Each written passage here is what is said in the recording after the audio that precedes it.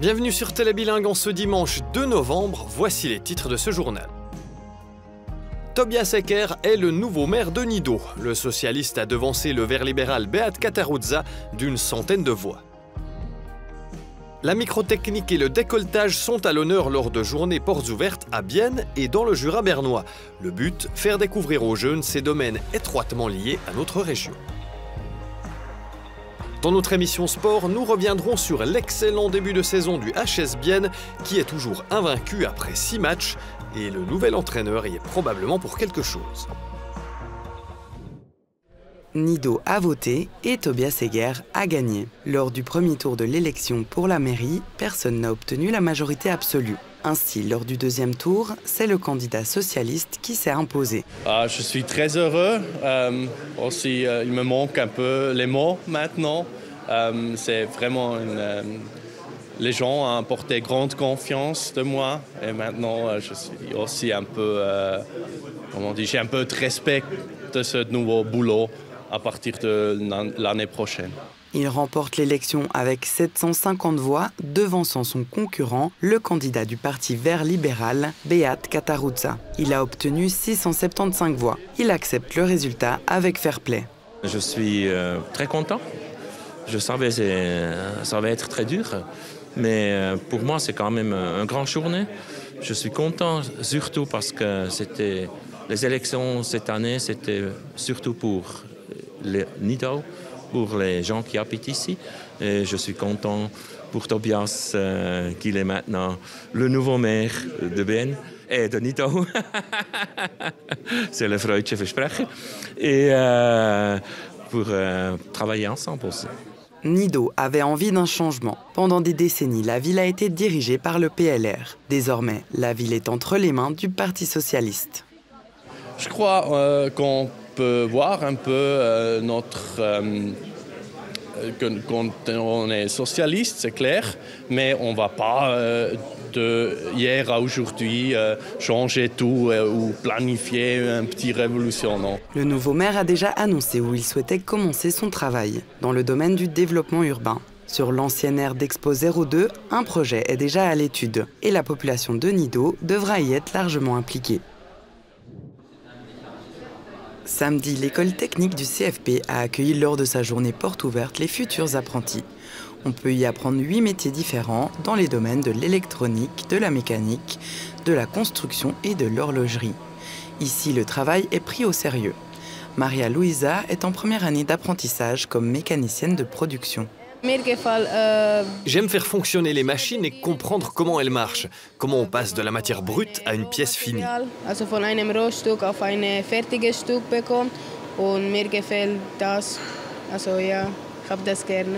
Elle travaille actuellement sur une commande réelle d'un client.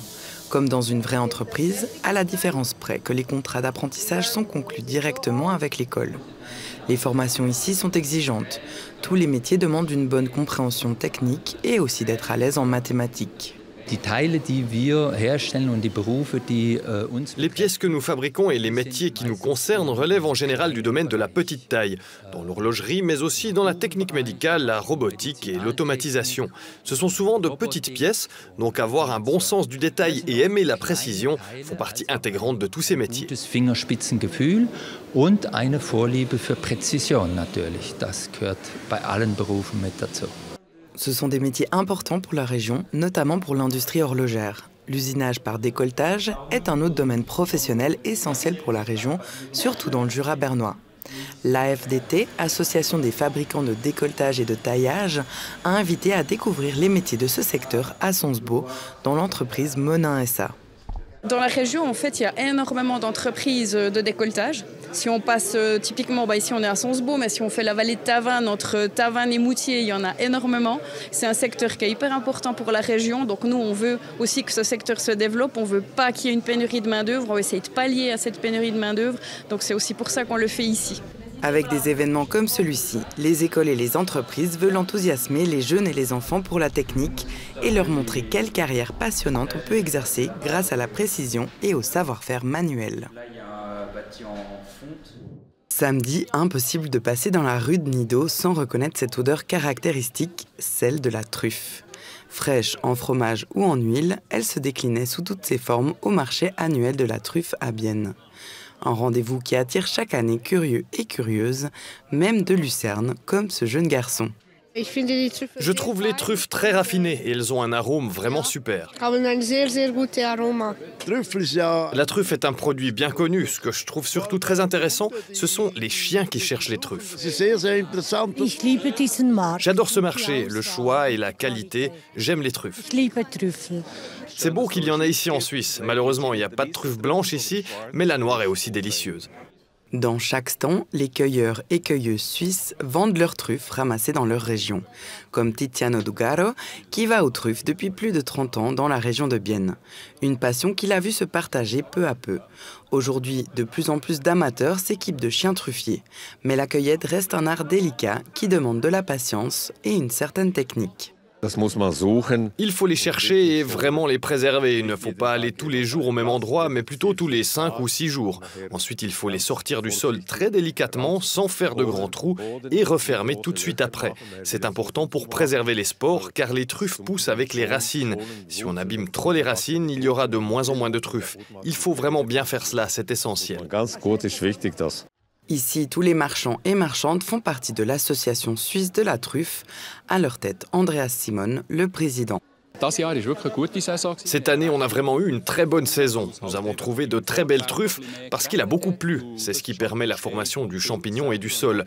Il a besoin d'humidité et de suffisamment de lumière. C'est pour cela que nous avons eu une bonne saison, que j'espère encore longue. Sur certains stands, on trouve aussi la truffe blanche. Plus rare et beaucoup plus chère que la noire, un produit d'exception qu'on déguste uniquement cru et qui ne pousse pas encore dans les sols suisses. Le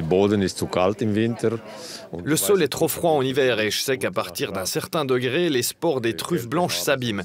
Mais peut-être que dans quelques années, elles pousseront aussi, qui sait. La truffe, un champignon pas comme les autres et une passion sans limite. Ma voiture sent la truffe, mon frigo sent la truffe et même le lait que je mets dans mon café le matin sent la truffe.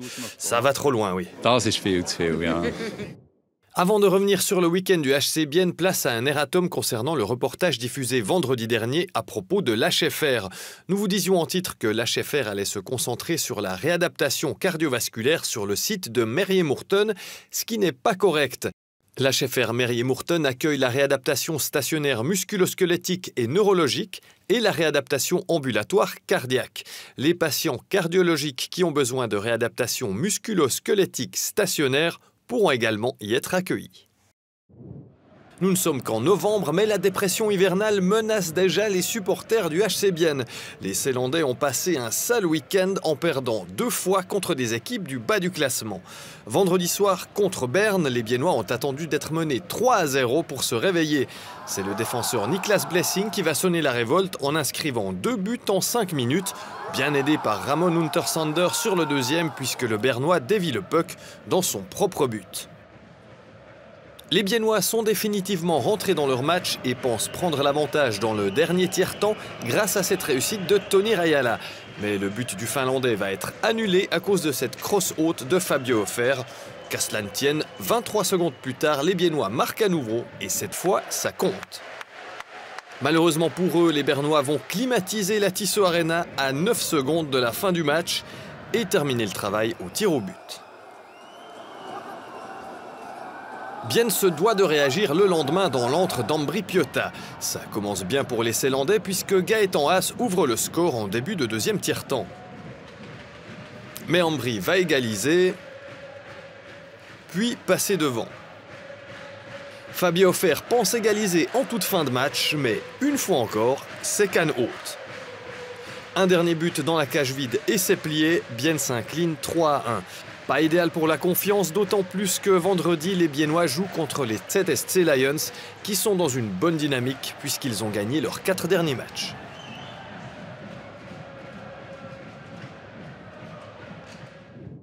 L'info flash, c'est terminé pour aujourd'hui. On continue avec du sport dans quelques instants puisque nous allons nous intéresser à l'excellent début de saison du HS Bienne.